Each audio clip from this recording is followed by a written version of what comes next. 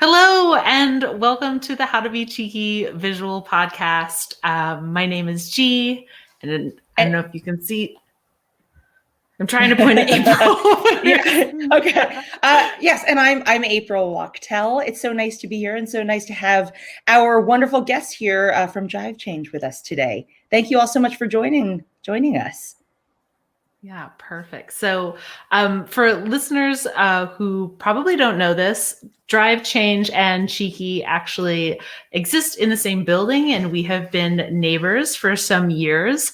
And April and I fondly recall seeing posters for Drive Change in the elevator and walking past, and not quite thinking that there's something food related going on. And more recently, April actually had an opportunity to learn a little bit more about Drive Change, and it super piqued our interest. And we thought, wow, we really have to meet these people. Can't believe we haven't made friends already. Let's do this. So, April, do you want to share about how you first became introduced?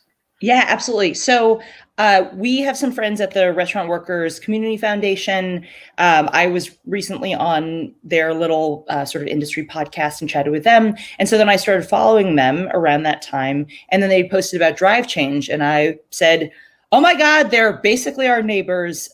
Looked into your Instagram and started just delving a little bit more deeply there.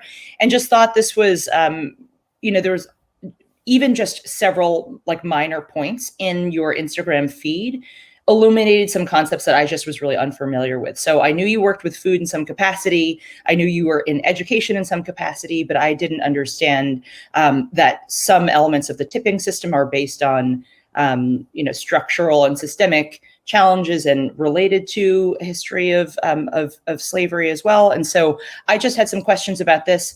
I just got really interested in what you were doing, and I really thought it was a good conversation to have, because I've been in food and beverage for my entire life, and I didn't even understand any of these sort of basic concepts. So was super excited that we got the opportunity to chat, and excited to have you here.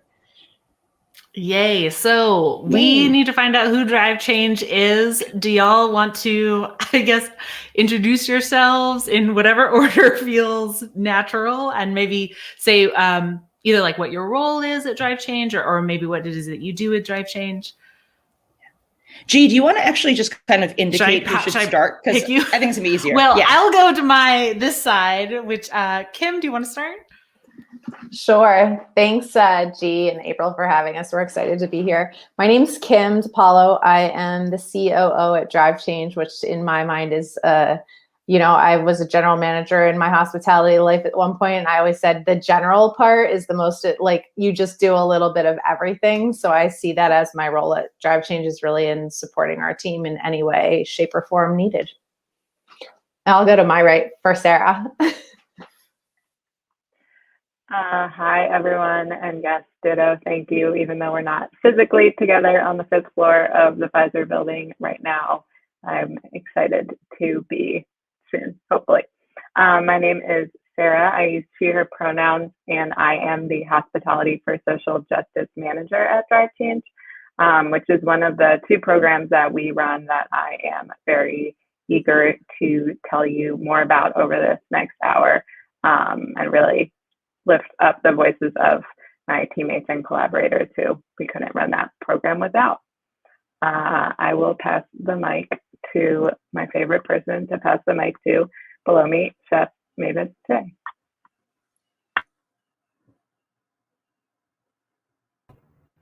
I appreciate it. Thanks for that. Thank you. 100%. I'm so excited to be here. My name is Mavis J. I use she, they pronouns. I am the Director of Culinary Development and Education at Drive Change. So I get to be involved in everything that has to do with the food side of it. Really, the fact that I get to be here and be all about making snacks and justice at the same time is really a dream situation.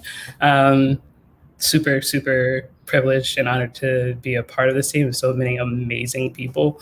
And I am going to continue this circle of love, just going round robbing it to Steph. I didn't expect that. What's up, y'all?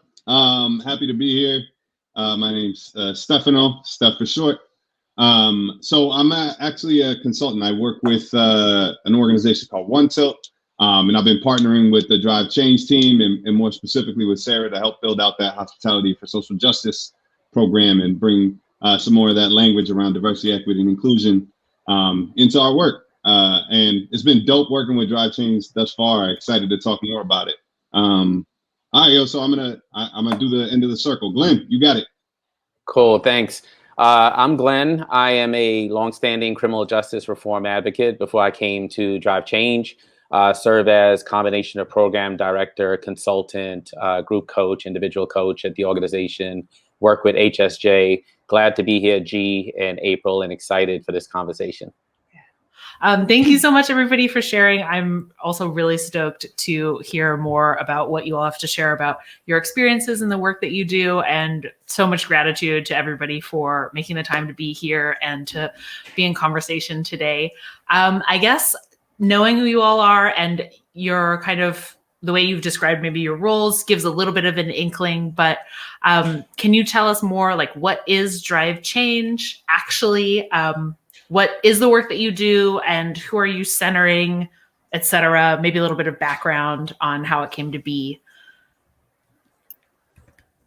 Yes, absolutely.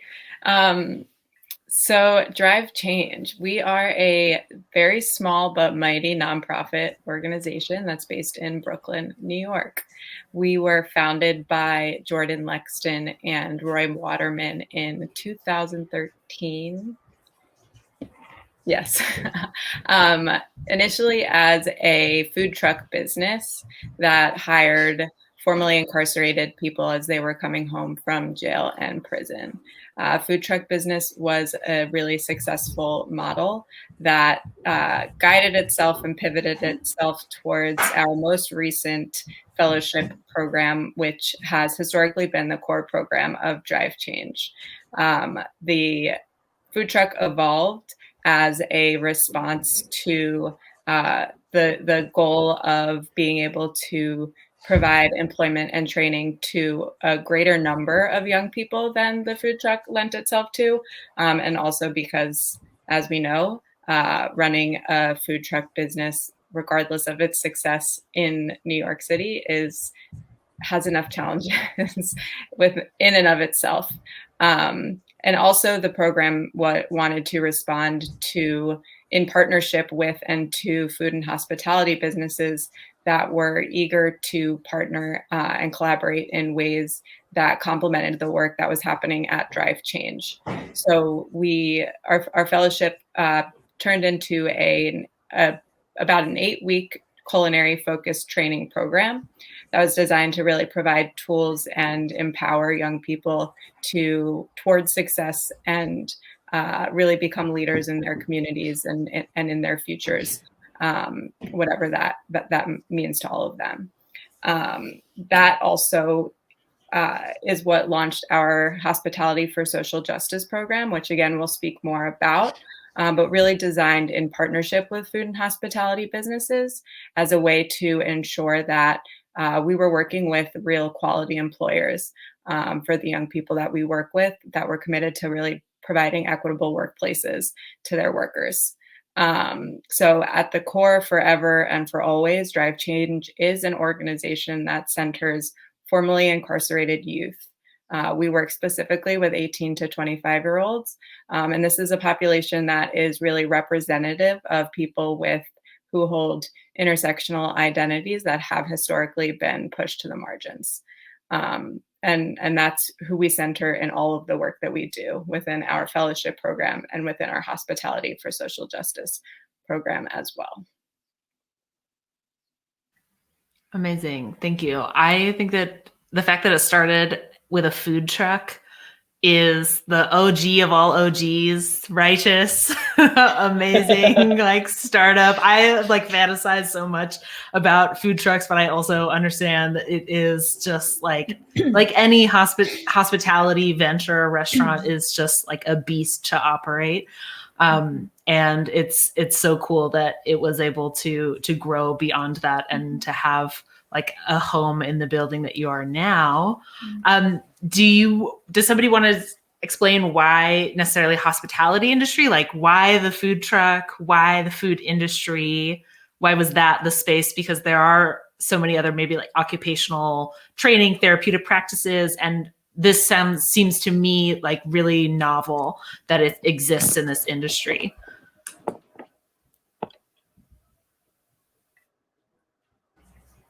Chef Mavis J, you want to take that one?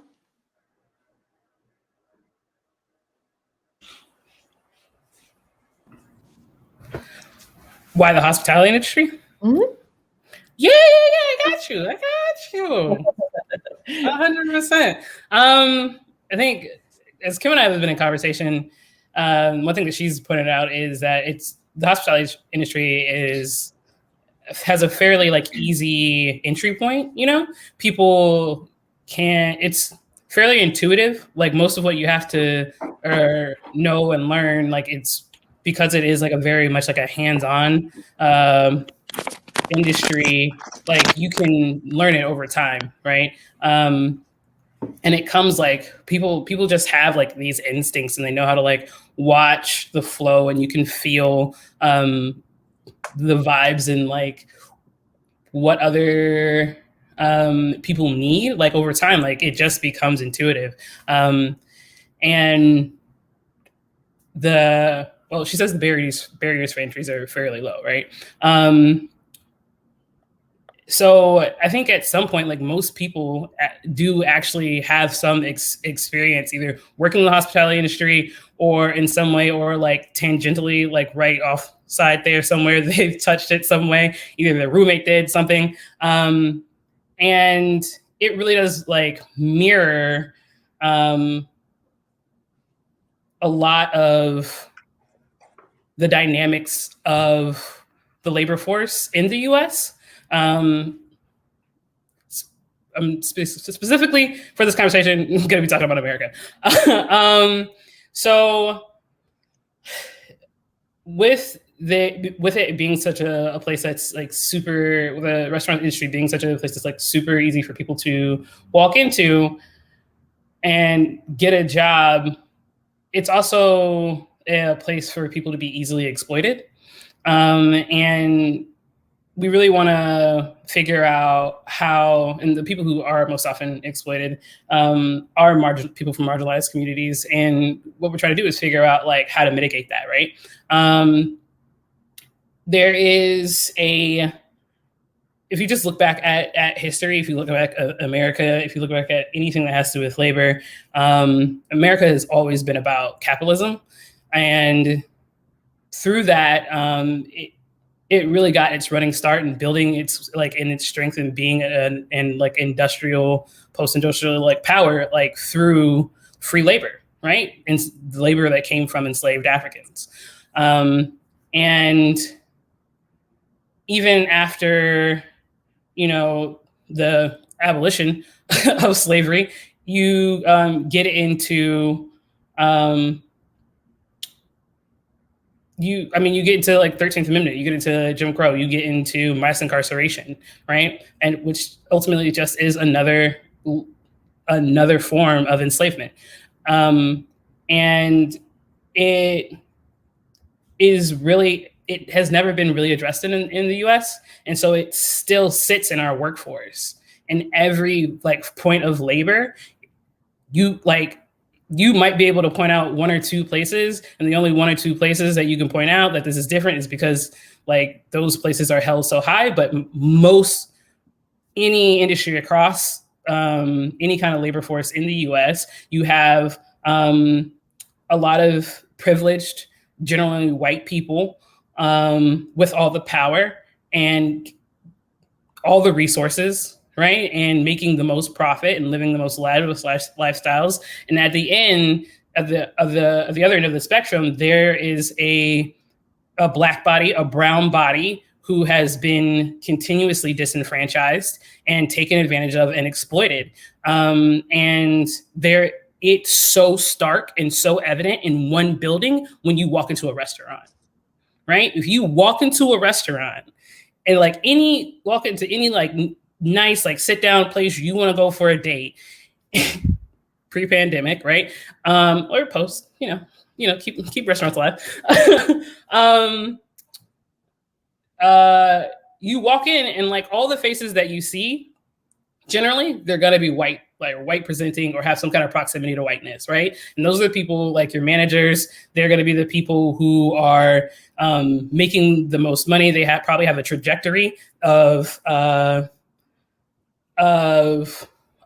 career path that they are on, and it's super evident for them of how they can get to where they want to get, right? And as soon as you like cross like through the dining room and you go to the other side of that door and into the kitchen, everybody starts to get a little bit darker, right? Like everybody who's back there is working in conditions that generally tend to be a lot more dangerous, a lot more strenuous, a lot more high intense, right? And working for a lot less money, significantly a lot less money, right?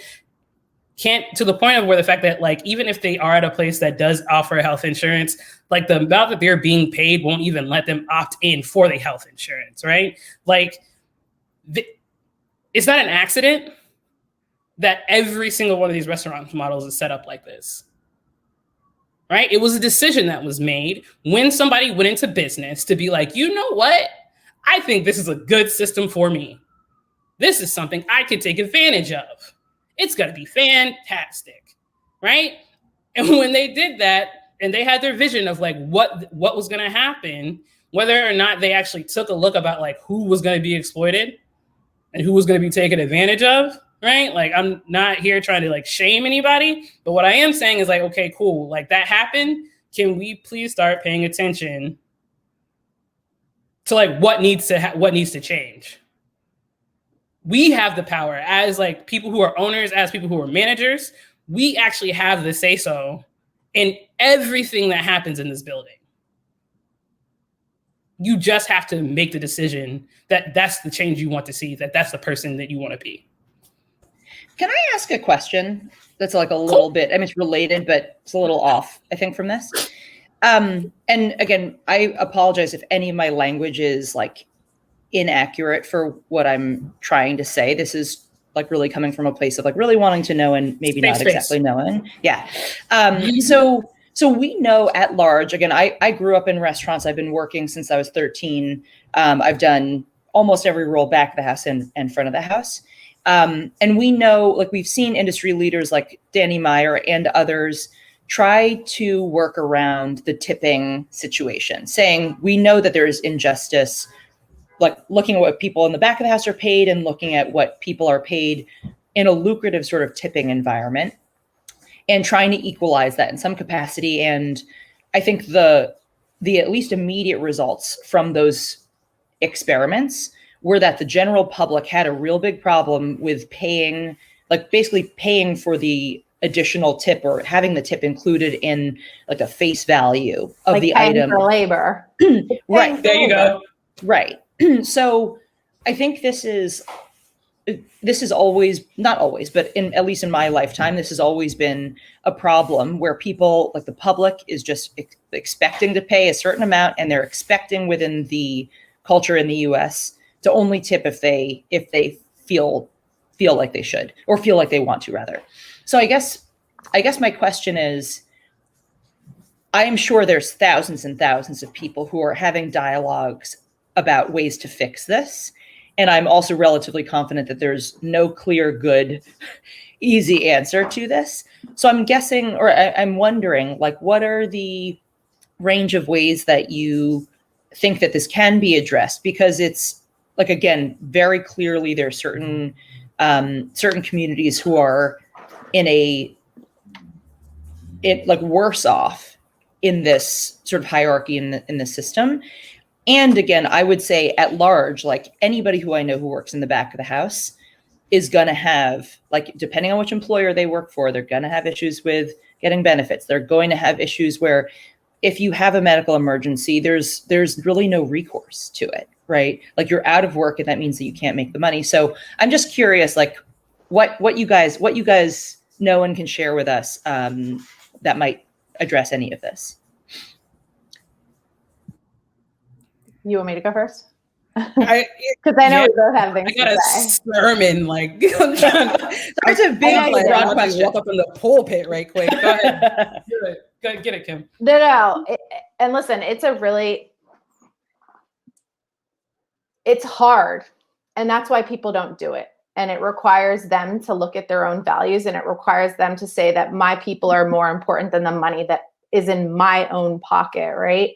I worked for Danny Meyer when we changed to no tipping. It was very hard. But you know what? If you truly believe in that value and the value of labor and people, and it requires consumer education, which is massively frustrating, because the fact there's no other industry in the world where you get to decide how much you pay somebody. You don't go and buy a pair of shoes and go, I really didn't like the way the guy brought me my shoes, so I'm not going to pay $80 for that pair of shoes. I'm only going to pay $50. You don't get to do that. Like, that's insane.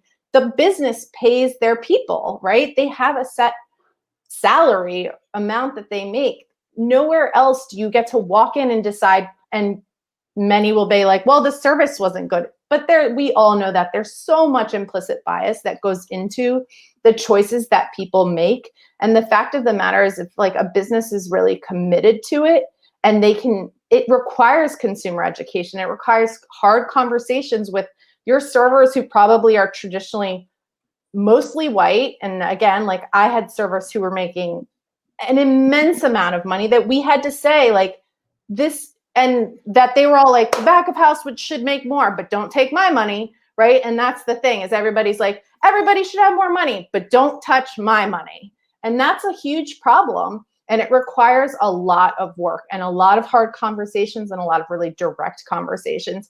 And the other part is, most Americans have no idea, and I spent over 20 years in hospitality just like you guys did, and Mavis J did.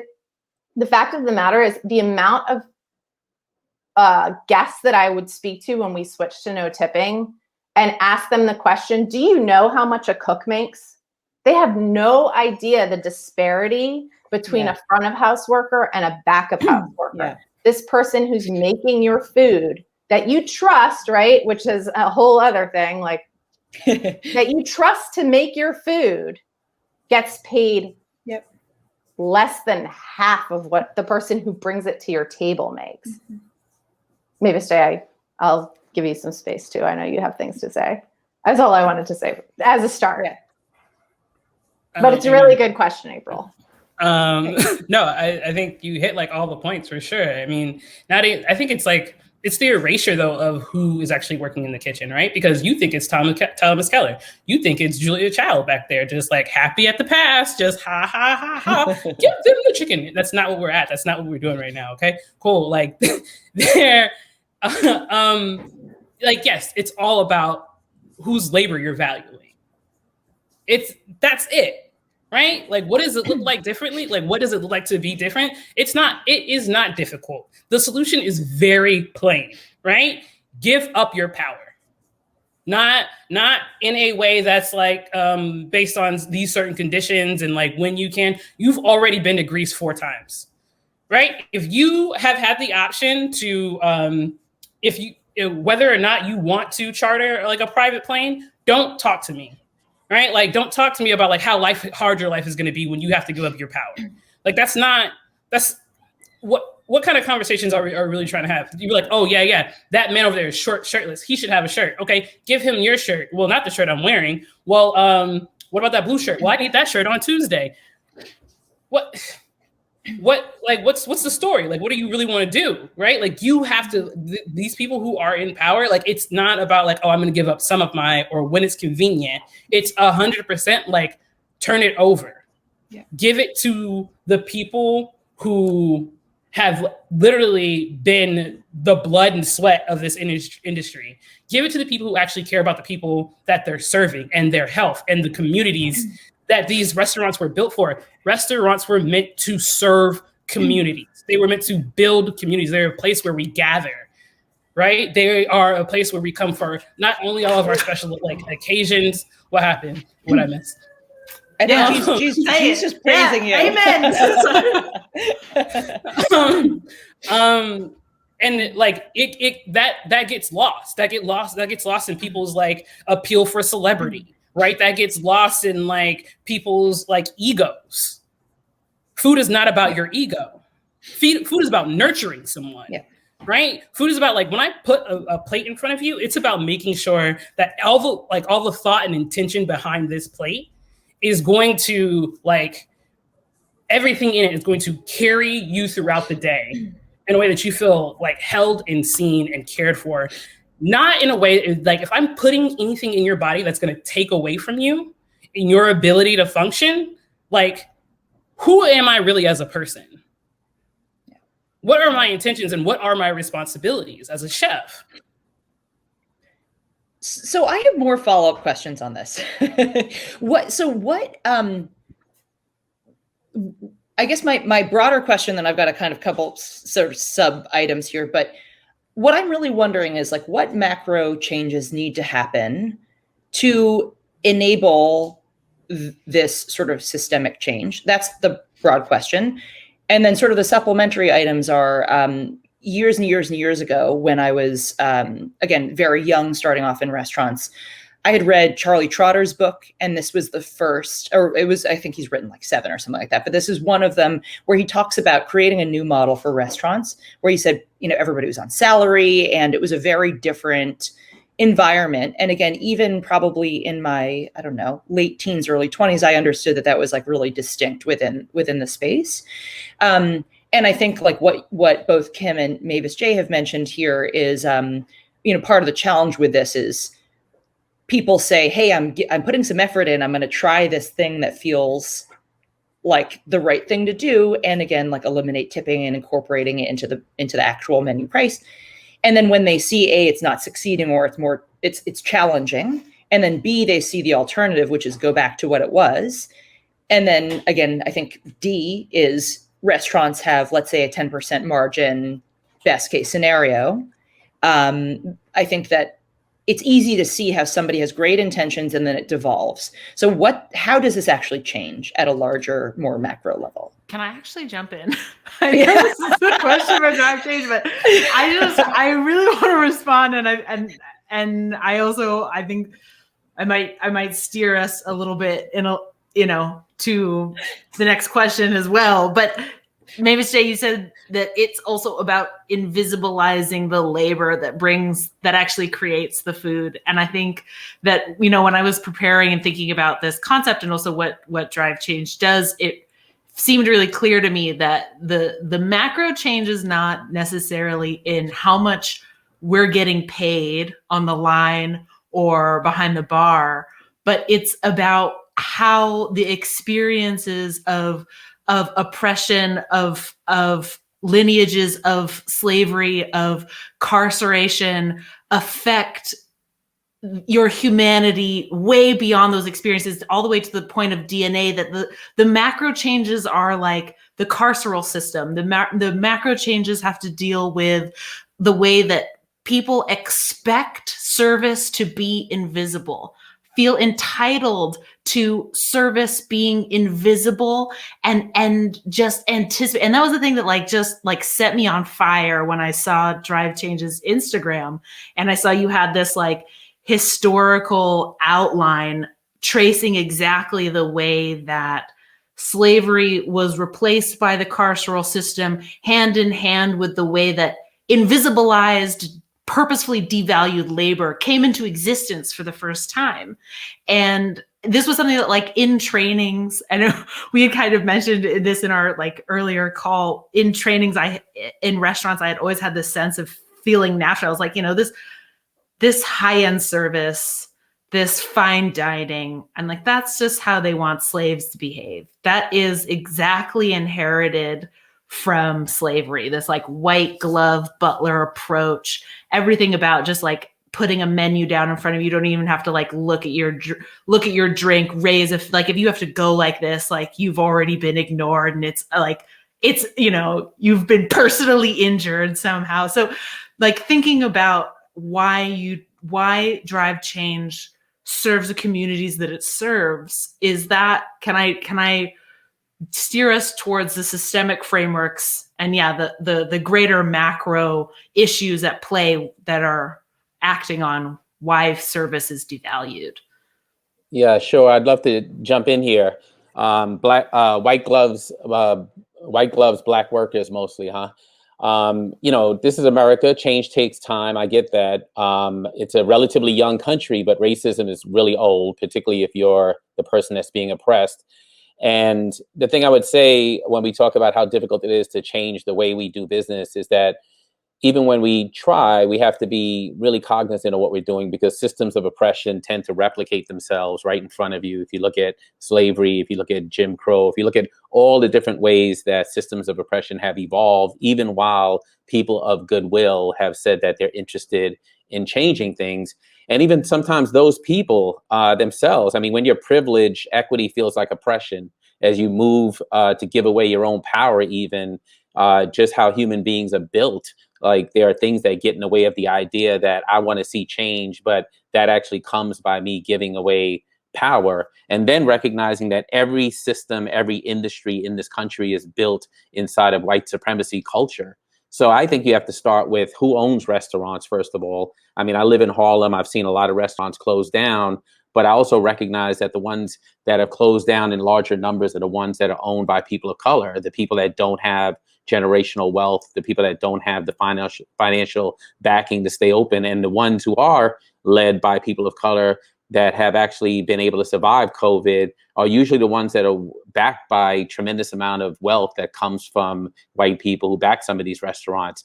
So I would say that you got to start out thinking about historical oppression in the country, and then historical oppression in the industry, more specifically, looking at the thread from mass incarceration to where we are now. But then, sometimes when you think of those things, it can be daunting and actually put you in a position where you feel crippled to do anything about it.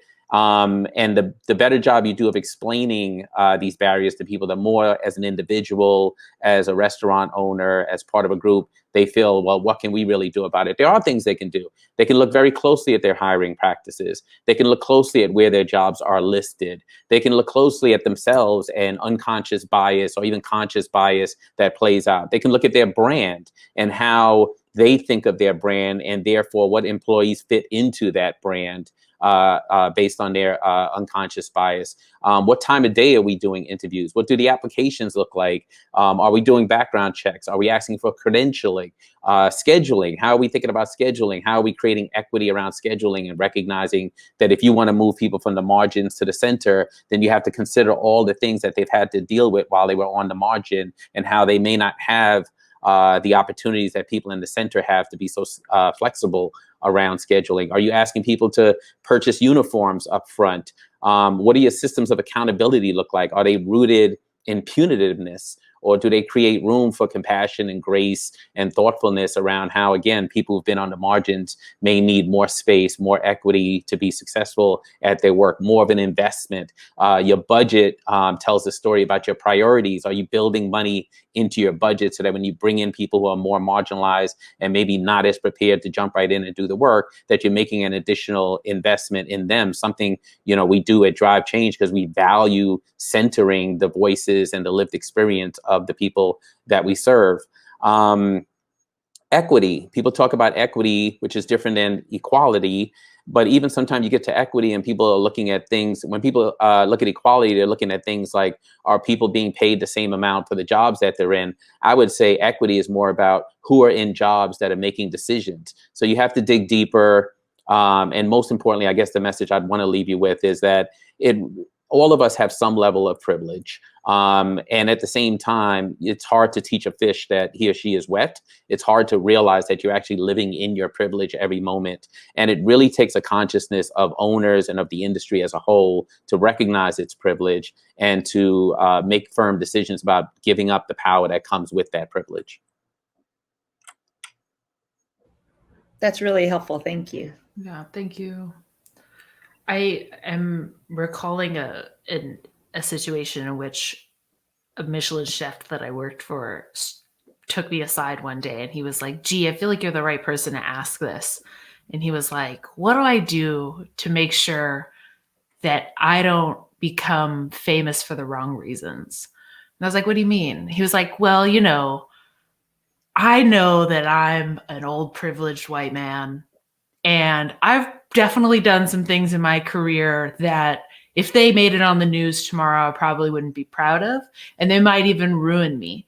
And so I was like, well, I don't know what to do about those things. But I was like, what are you really asking? Yeah. And he was like, well, like, what should I do as the person in power and in charge? He's like, I'm employing so many people at this point. I'm opening all these restaurants.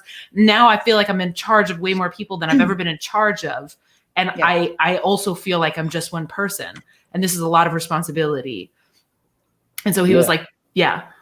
Yeah, I would take a swing at that real quick and say, I think it's important for him to be careful not to allow people to lionize him and to make him into some hero. In some ways, exercising humility and speaking to his own fallibility and how that is just inherent to who we are as human beings is a way for him to take his power and privilege. And when he's in front of audiences that some much less privileged person would never have access to, just reminding people that you can sit here and call me a hero and talk about all the amazing things I've done, but I'm really human like everyone else. And there are parts of my life that you don't get to see that are not as perfect as the stuff that we package and put out in the world. And I think that that actually creates space for other people who have fallibility, who've made mistakes, who've made bad decisions, to be looked at more as human beings.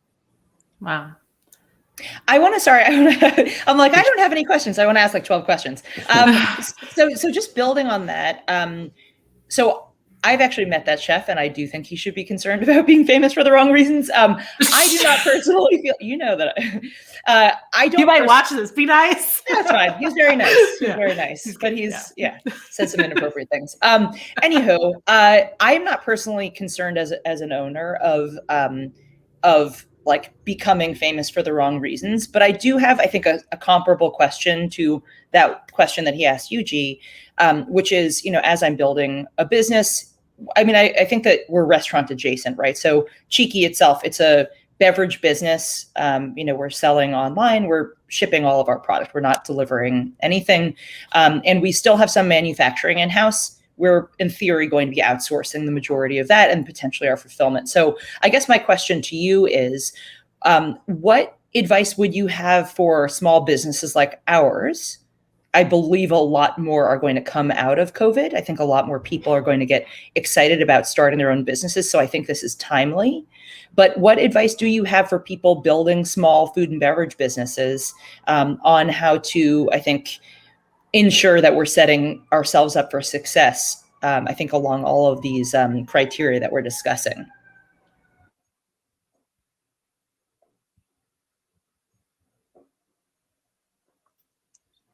Who's going? I would just say that, and we will share more about the program that we facilitate. But I think that as someone who works with a variety of businesses and diverse businesses, not necessarily in racial demographics, but in types of business and how long those businesses have been around, et cetera, I think it is a gift and a half to work with a new business. I think that new businesses are positioned with an opportunity to create and build from a place of reimagining and innovation, from a place where the first thing you do before looking at your business plan and asking, like, do we have our P&Ls in order, is what is our vision and what is our mission and what are our values, and how can we make sure that every single thing that we do is aligned with that? Because if you go back to what your core mission is, right, which as a food or beverage business might be to serve people quality drinks and ingredients while teaching, you know, the people who make up our, or while ensuring that the people who also make up our team see themselves in the impact that this product is making, right? If that's the first thing that a business can say, like, that is our commitment, then you're going back to that root of what Mavis J was talking about, right? Why does your business exist in the first place? Like, what do we want this to be, right? And I think that the the greatest obstacle and barrier, not the challenge, right? That like Kim was mentioning in terms of like how hard it is, but the obstacle is that people get stuck, right? You can't see or envision like, what could this look like if we just did it differently? And if you go back to the root of like what you're really trying to do, which is like create this product or like create this community or like have a space where people can gather, then does it need to look like these structures that were designed to lift some people up and hold other people back, right? The answer is just straight up no.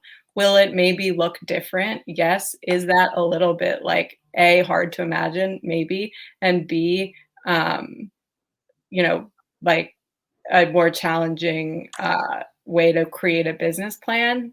Maybe, because you don't have the blueprint. But you end up not sacrificing the things that are integral to your core and to your values and to who you are. The other thing I would say is just is do things with your people, right? Like if you're creating a team, the most important thing is to incorporate their voices and their opinions into the systems that are being built. The less backtracking you have to do, then the less power and power dynamics you need to dismantle once it's already created to build teams and spaces where the people in, regardless of what position they're in, that they actually feel like they are a part of the thing that they are working within and that their needs are being met and that they are being seen. I think that those are the core pieces that I would say. Awesome. Thank you. Thanks. There was so much, and I love, like, thank you. I want to just take moments to show appreciation for everything that everybody is offering to this conversation. And really, like, I know that sometimes it can feel, I think, at least maybe in the conversations around like, oh, what happens next? Or like, what do you do? That one of the most valuable things that maybe I think I heard this in a podcast today, actually. I'm sure I heard this in a podcast today. It was like one of the most valuable parts of organizing around abolition, and this was coming from Adrienne Marie Brown and Andrea Ritchie's podcast, was imagining possibilities and doing the work to imagine possibilities of other ways of being and asking ourselves in community these questions of like, what do we do about it when we remake the world? How are we going to respond to these scenarios that pose these like debilitating questions of what if, when we, when it happens to us, like, what do we do? So I am appreciating having these kinds of conversations specifically with people in food and beverage, also because I have noticed that in experiences, in restaurants, there's absolutely no time at family meal or roundup to be asking those questions. So thinking about kind of like segueing this work into the places where we actually work if we're not in organizing is really important. I think definitely is a continuing conversation. It's way bigger than we can probably even get to now. But we're going to forge ahead. And I know that if some people have to get going, please don't feel like, it's cool. It's cool if you have to get going. And if other people are okay to go a little bit over time, are people okay to go a little bit over time? Some people? Okay, cool. So I want to ask, how does Drive Change what are some skills that participants, either restaurateurs or like people who are going into actually working in restaurants who are formerly incarcerated, learning how to be chefs or be bartenders, what are the tools that they can receive in Drive Change to, I guess, advocate on behalf of these kind of new imaginings or new possibilities? Is that a full question? I can repeat it if it wasn't clear. I'll start out because I think my colleagues are probably going to give way more specifics than I can give. But I will start out big picture, broader. The participants, the people who come into contact with Drive Change, one of the main things they walk away with is, first of all, they become part of a community, right? They're going through this as fellows with peers, and they gain a positive, healthy community, people who have similar struggles to them that they can rely upon as they move into the industry. They, of course, gain practical industry skills, and I'll let Chef and others talk about that. But what I really wanted to say is they also learn and become much more confident about being advocates for themselves and for each other, and systemic advocates, and being able to speak up in the workplace and point out some of the systemically racist practices that they come across that they might have learned about at Drive Change is just hugely important, because as you said, there are people in the workplace, there are people in the industry who want to do the right thing. And if they have an open heart and an open mind, our fellows come out of the program being able to point out some of those systemic issues that they receive and that they experience based on their vantage point, that even restaurant owners who are of goodwill may not see themselves, because again, when you're shrouded in privilege, you sort of miss things. And so our fellows come out of Drive Change being able to be advocates for themselves and each other and for systemic issues.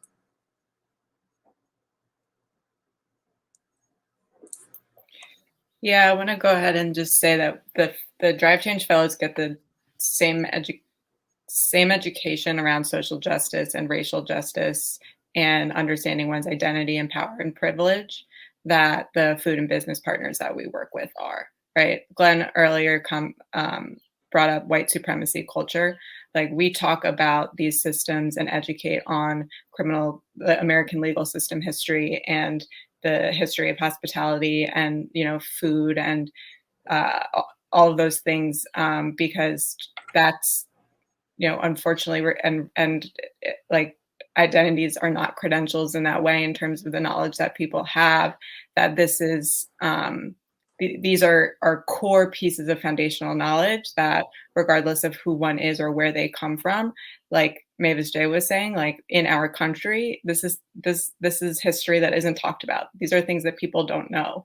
And so when you're 18 to 25-year-old formerly incarcerated Black male from Brooklyn, right, who may have been we have an understanding of that being a direct byproduct of the systems that are created and exist around someone. And until a young person understands that themselves, then they too don't have that power to navigate the world with, like, the truth and the honesty that that we need. I think that the flip side of that too is that one of the most significant things when we think about power and privilege is this conversation around like white saviorism. One of the things that we really push home is that, like, hiring someone. Thank you, Glenn, for being here. Hiring someone is not. Hiring someone is not enough, right? Like, hiring someone does not matter, in fact, when you're hiring someone into a system that is not inclusive and that is going to continue to harm someone. In fact, we talk about things like school to prison pipeline, right? We can talk about things like prison to hospitality industry pipeline, right? Like, if these systems continue to mirror each other, then it continues to become a problem. So when someone from a business wants to the first reason they come to Drive Change is, can I hire a Drive Change fellow? Then, sorry, I can't multitask and got distracted. Like, thinking that, right, that's going to check the box when they hire someone. The work that we do is to educate that can actually further harm, and that we have that same conversation with fellows, right? Because, and as a white person, my colleagues and other people can speak to this more, and I'm privileged for opportunity to learn from and be in community with the fellows and everyone that I work with. But that's going to be a thing that's felt the second that that someone walks through the door. And I had a conversation with a young person yesterday who was leaving a workplace because they were feeling as if their supervisor was looking at them like, I saved you. Like, I gave you this job. And this young person said to me, like, I saved myself, right? Like, I am here and I'm showing up every day. And there's nothing that you could do for me that would make me feel saved. And what needs to happen is that every person in our fellowship feels and is able to express that feeling that they have, right? Some of them may say it, some of them don't have to say it, right? The priority is for them to protect themselves and feel safe. But to me, it's like, how can that white chef, right, who's standing across from that young person, see that and hear that and feel that and be like, and get it, you know, and like really get that and really see bringing new and different people into their space as something that is a privilege for them. And it's something that can make their workplace really stronger and better if you do it in a way that, like Glenn was saying, with humility. I don't know if that was answering the question anymore.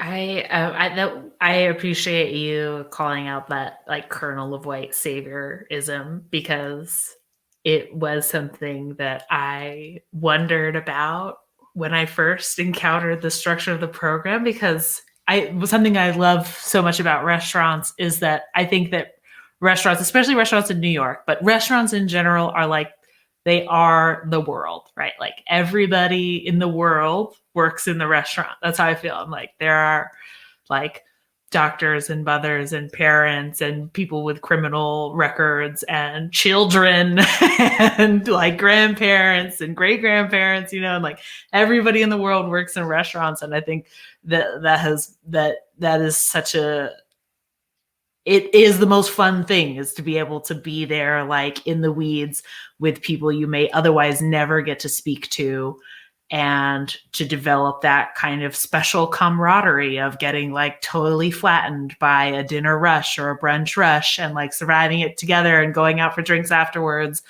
But definitely that for some employers, they're kind of being like a program around it, or kind of like a philanthropic structure that packages it and might make it like this nice thing that becomes, whereas otherwise they're like running background checks trying to like weed out people with records so that they don't get the front of house jobs.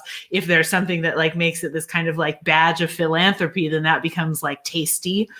So I think like I admire that is also part of the programming and ways to kind of like kind of nip it in the bud, especially for employers who are joining, to be like, don't do this for these reasons. It's fucked up. But on that note, like, will somebody speak to kind of like what are, and I may be using this word without fully understanding what it means. I'm using this word without fully understanding what it means, but like, I'm going to go for it. What are like the things that need to change by way of like reparations on behalf of the restaurant industry to transform the internal? I know you've spoken to about like hiring practices and like making sure that people see their impact in the work that they're doing, and just like transforming the ways that, you know, the given structure hierarchy of power and privilege, and kind of like working to scramble that and change that up and giving folks more power, and also like diminishing other folks who are, you know, historically empowered, diminishing their power and access as well. But are there other things that like restaurants might be doing that might be more in the form of symbolic, that isn't just like shisty and whack and like fake philanthropy? First and foremost, two easy ones is cultural appropriation and gentrification, right? If there is an item on a menu that is representative of a culture that is not the one that the chef or owner holds, the only person who should be making any money off of that is that person whose culture that it is representative of. And it's another really great opportunity to like lean into one's team and learn about each other and offer opportunity for that type of diversification of food, of menu, of things like that. The other one is gentrification, that every food business, regardless of like your operation, is located in a community. And to me, like one of the greatest disconnects when it comes to philanthropy, and we've seen this above and beyond over the past year through COVID, is the need for a food business to work in partnership with a white saviorist nonprofit organization in order to donate that, in order to provide meals to their community, is like obscene. Like that there is not a priority made in who are the people and the members who live in the building next door to my restaurant. Like we talk about and learn about mutual aid. And I think that there are some food businesses that are doing an incredible job of this. Like you look at businesses like La Morada in the Bronx, and there's a ton of things that are happening like in Bushwick in that, yeah, in that area. And if I could think of more now, I would love to shout them out, that are, you know, again, that are doing that type of thing in the right way, where it comes to like, it's really sad to me that food businesses need to like go to Google, right, and be like, how can I like donate my food, or need to, you know, that can't just be thinking about, like, that should be the first priority, right? Is like, are the people in my community being served, and are we serving them food that is at the same caliber and expectation of the food that we're serving to the people that are walking through our doors. And so I think that just like having a commitment to your community, especially if you are one that has displaced anyone else from being there, is that's something that needs to be baked into the budget as well, and be like given directly through money, food, whatever it might be. So those are two things that come to mind.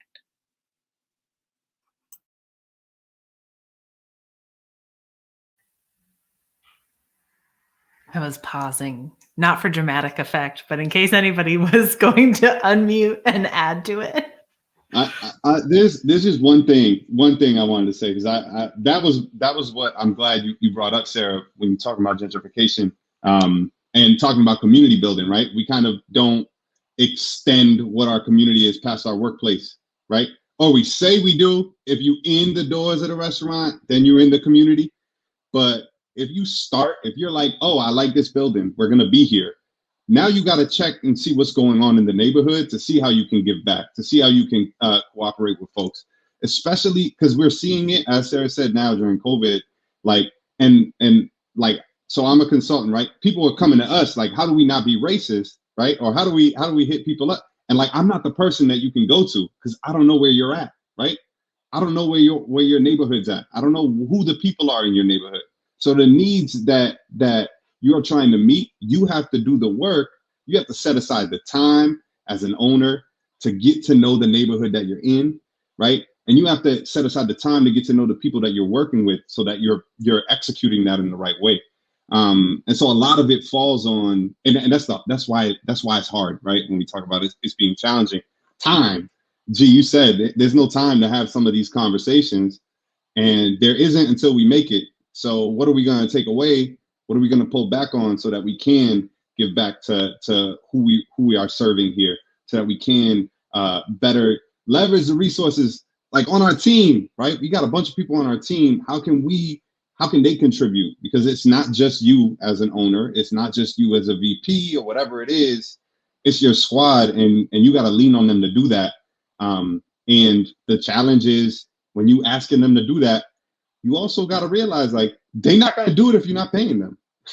So you have to do a lot of evaluating on like how you want to go in and establish yourself within that community. And a lot of that takes reflection and some pauses. And that's tough in a space where we're like, get the money, hurry up, we got to move.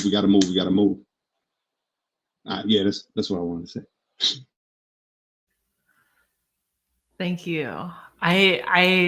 This is making me really just like my heart beam for all the chefs that have fed me outside a family meal in my time in restaurants.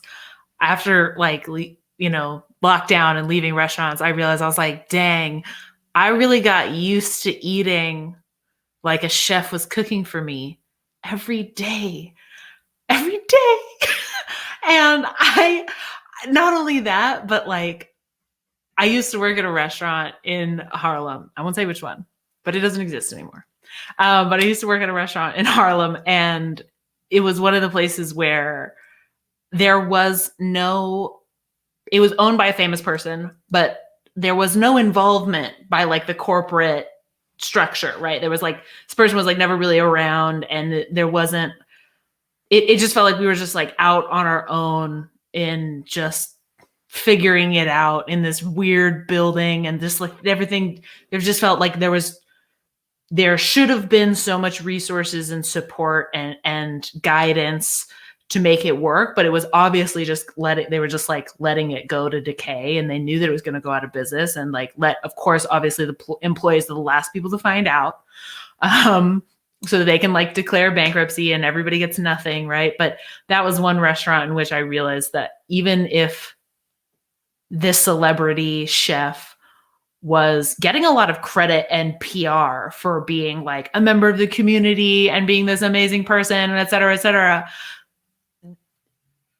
his employees stealing food from the kitchen was the greatest act of community, like mutual support that restaurant ever actually gave. And he had no idea it was going on. I was like, we're making you great, man, by taking all this freaking chicken and bread and taking it home to our buildings and like giving it out to everybody we know. But yeah, it is seriously a strange thing that like restaurants that like, so every restaurant throws away food. It's like an understood thing. And how to make a responsible like practice of giving back and not wasting. It's good for the environment, and it's like great for communities. And I think it does indicate like a restaurant staying around longer, because if you're loved by your neighbors, like restaurants just live longer.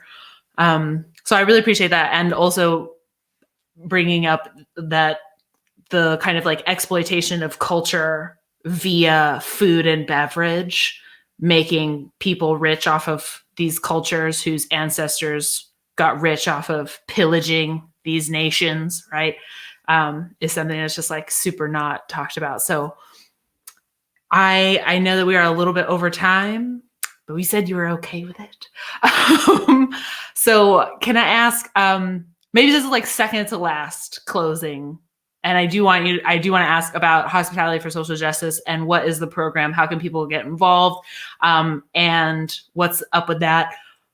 But can I ask kind of just like to the group, what is the future vision? You know, what is the dream in the sky, like that could happen if what was going on in the ideal setting of drive change programming was happening at restaurants, like, and in businesses, obviously, because this is not sequestered to restaurants, but in businesses all over, I guess we'll keep it to the United States, but in the United States, like what is the dream state?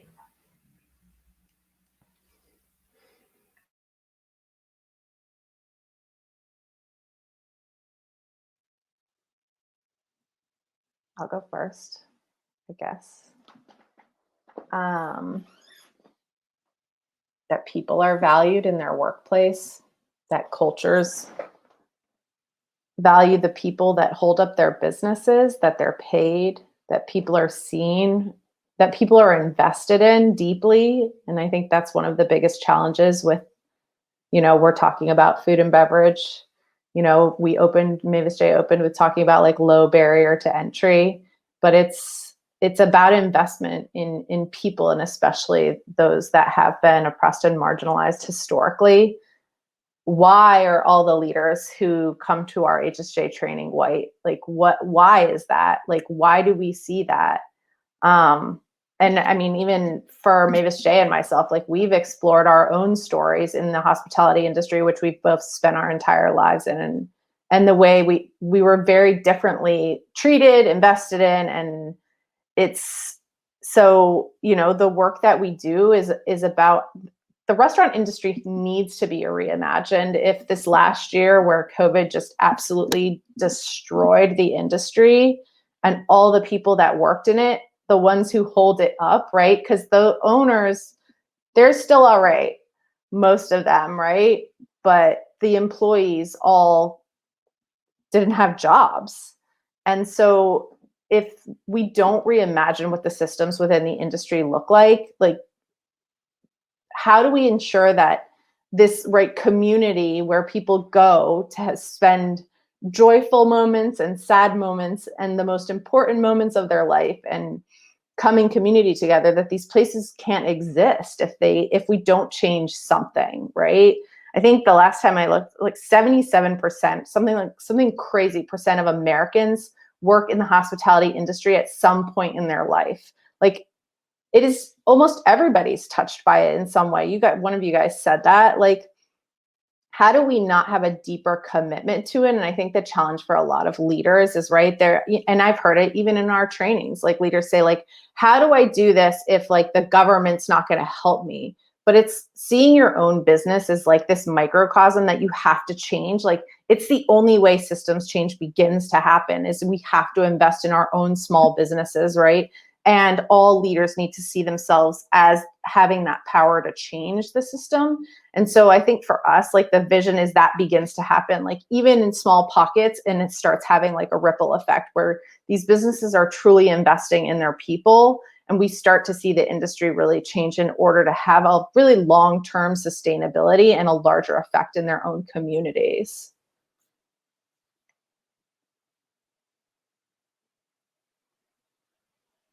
Maybe Jay or Sarah, Steph, you guys want to add anything? Big vision? I don't have what you shared.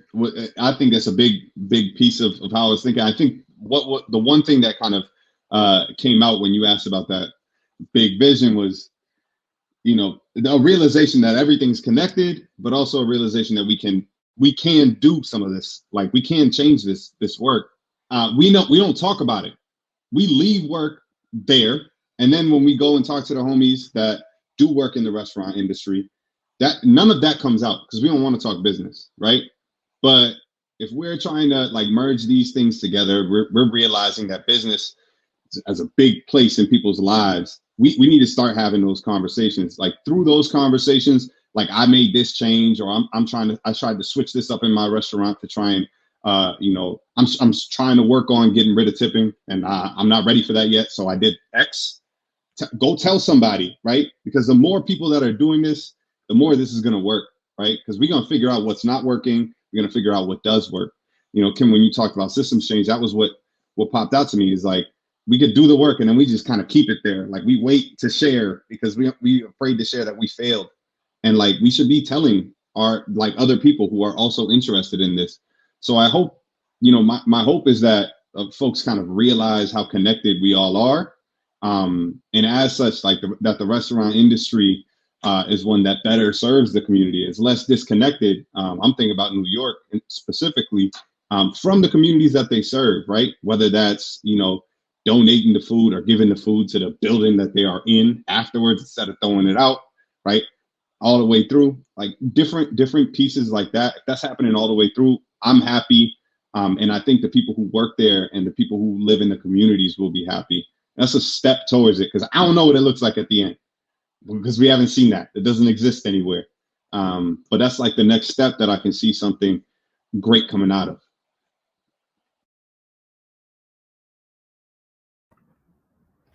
I'm going to step in really quickly. I've got a radical idea, right? Guys, I'm sorry, you know, cut me out if this goes horribly. I got an idea. It just came to me. I would like to see, okay, here's what I think. yes, you guys are talking about what people need to do in the industry, people who are stakeholders like from the inside.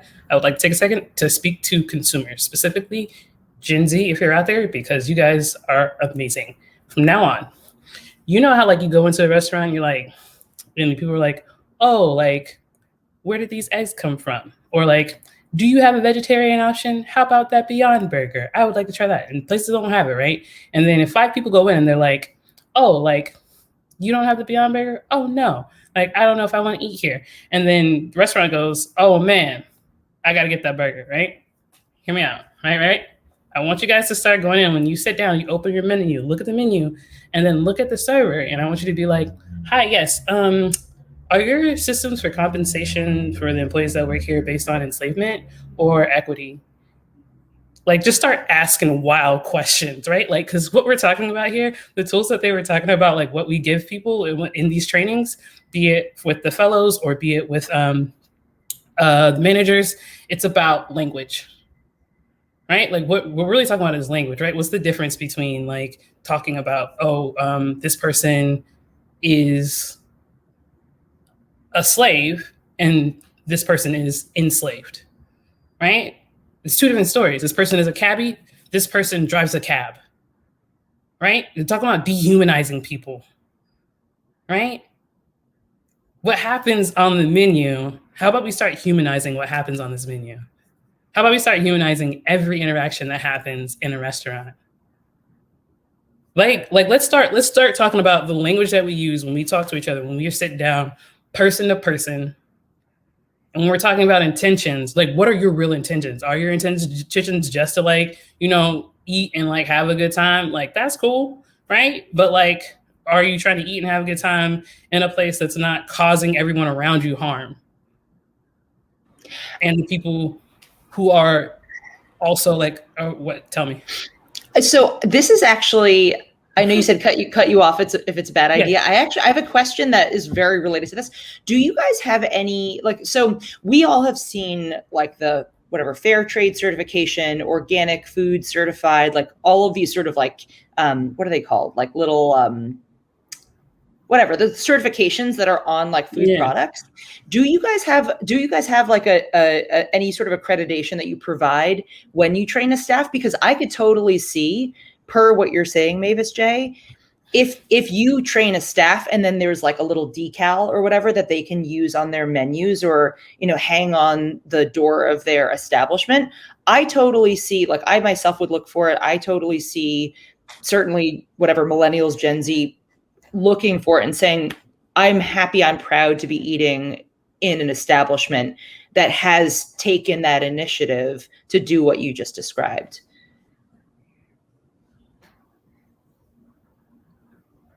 We don't sell a decal. What? Okay. Well, you should. You should like trained by Drive Change. It's like high road. It's like high road restaurants. I'm not familiar. But. I'm just using that to give you an example of I think what April's talking about, right? Yeah. I know what she's saying. I guess my question about that really is like, some people, like, I feel like people will do just enough sometimes in those situations. They go, like to get the star. Right. I did the thing. I bought the book. I did the thing. I got my A on the window. And I think one of the things that's important for our team and what Mavis J is saying is like, it is a journey, right? And we want to make sure that leaders that come to our training aren't just checking a box and being like, yep, I did it, I'm done. It's like, no, there's actually a lot of fucking work to be done. It's actually going to take the rest of your life to get there. You're not going to get there in 5 months with us.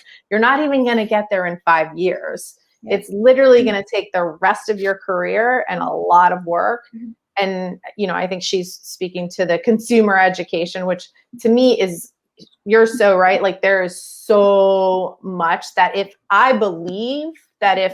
consumers were like, I'm not eating at your restaurant unless you start telling me how you pay your team, fucking owners would figure it out. Yeah. Because just like she said, when people were like, oh, I only want to eat organic food, everybody started being like, farm to table. It's a movement. Let's do this. Everybody's farm to table now, right? I want to make sure that my food did not travel further than 200 miles to get here. And that's, yeah. Is your dishwasher being treated like shit and being paid minimum wage and works 12-hour shifts with only a 15-minute break and eats family meals standing up, unlike everybody else who gets to sit down in the front of house? Yep. Sorry. Yeah, and no. And I think that that's kind of my point is like, yeah, obviously you can't learn this stuff in a 2-hour training. But I think that's kind of my point is thinking about it from like the socializing the message around it and having that interaction between consumers and the establishment. This is really it, like, again, from my perspective, and this is just, I think about marketing and dissemination of brand message all of the time. When you think about the impact that could have, sure, for some people, they're just going to do it the bare minimum to just get the check mark. But I do think that from a consumer perspective, if I started seeing this around, I'd be like, this is going to influence my, like, where I spend my money. And then that puts pressure on the establishment to be more engaged and to actually take it seriously, as opposed to being like, oh, like that's a nice to have. That's not something I have to do. That's just if I feel so inclined, Anyway, it was just building on your idea, but agreed. I think it's thanks, April. And I will say the one thing that I think things are beginning to change, but I will tell you that there are a lot of consumers who just don't care, which is a huge problem. Yeah. And again, I think a lot of that just goes back to history and invisible labor, and it's really easy to just like pretend that didn't happen. January 6th.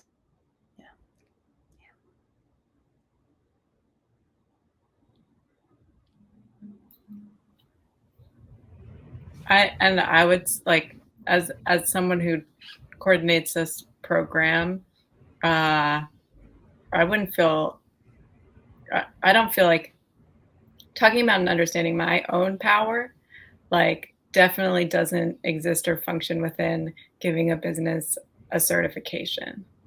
Like, I can be as confident in our program as possible and in its potential, but I've never felt like that in and of itself is deserving of like making, again, something easier for businesses and consumers. Like, I think that's what is powerful about what Mavis J is saying, is like, what does that certification really look like? Is like an employee being able to understand and talk about like history and pay structure and the pathway towards equity within their business, and that's I want to see how, I don't know, it's something that I think about but not very often, is it's like, what does that look like for it to function in a way like a equitable Yelp, right? Like, where there's like there's consumers and there's businesses that are posing these questions and sharing these systems in a way that's like almost lending itself to what Steph is saying in regards to like who's having these conversations, who's moving in the right direction. There's no one that's doing it to the right. We have like created this kind of like ethics of care thing that is like the absolute standards that a business should hold themselves to in order to really be equitable. And I don't know one business that's doing that. But that doesn't mean that I'm not eating there. I'm more inclined to give like a scarlet letter to the businesses that I'm not trying to eat at. But I think it's that in and of itself is a system that I would like to see us distance ourselves from and think creatively around as well. Speaking of thinking creatively around new solutions, how can folks sign up for Hospitality for Social Justice and get involved and be part of continuing conversations? Well, now that anyone who's continuing to listen to this podcast can get a little bit of a taste of the expectations for who are the right people to participate in this program. It's really designed to challenge decision makers and power holders in food and hospitality businesses across the board. Right now, we're currently working with, small independent businesses, big food tech companies, large restaurant groups. So it really varies. We're working with nonprofit organizations as well, who are committed to reimagining and rebuilding these systems in a way that centers the experience of people who hold identifiers of historically marginalized communities, and more significantly, really, really distancing themselves or oneself from these systems that are direct byproducts of enslavement. Saying that, owning that, and not being okay with continuing that.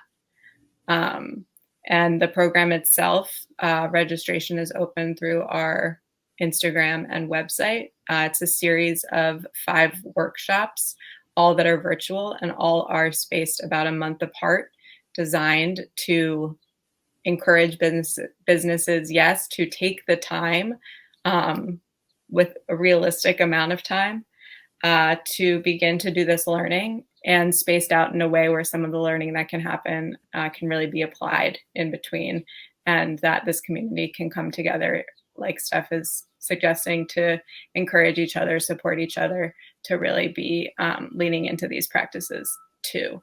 It's facilitated by our team, really, led by Steph and myself. It's a pay-for-service model. Something that is hugely important to us as this program evolves is naming the significance of investing in this work as well. So just like we're talking about really valuing the labor of workers, we also are valuing the labor of the work that we're doing. And again, encouraging businesses that this is an opportunity to think of their dollars and their budget as moral and value-based as well, and not expect for these things to be free. It is on a sliding scale that also acknowledges race, class discrepancies that exist within our systems. Thank you, Steph. Thanks. And all of that information can be found on our website. The next cohort, it is a group. The other piece, sorry, is that it's a group of 30 participants at a time. Again, we encourage between 2 and 3 people from a business to register together to be stewards of the knowledge that is gained. And it's exciting to be in this community because, again, this industry is often so accustomed to functioning within itself, which is another perpetuation of this white supremacy culture that we see, is this individualism instead of, being in community, and everyone's going, working towards these things together as opposed to apart. There's a lot of things that the wheel doesn't need to be reinvented, and we're excited about the community being built. So it's 30 participants. Next cohort will start on May 11th, and that's all I'm going to say, I think. Amazing. Cool. Thank you so much. Your website is drivechangenyc.org. Bow, bow, bow, bow. On Instagram at drivechangenyc. Pew, pew, pew, pew. Amazing. I want to say thank you. Huge, deep gratitude. Thank you for this incredible conversation. Into our inbox. I promise we'll respond at you. Yes. If I DM you now, will you respond? Yeah. Good. Fantastic. Okay. This has been so wonderful. I am really excited for everybody who's going to be able to watch this and receive this, and the breakout sessions are like clips that will trickle out from this conversation. I think that this has been maybe my favorite episode of the podcast so far.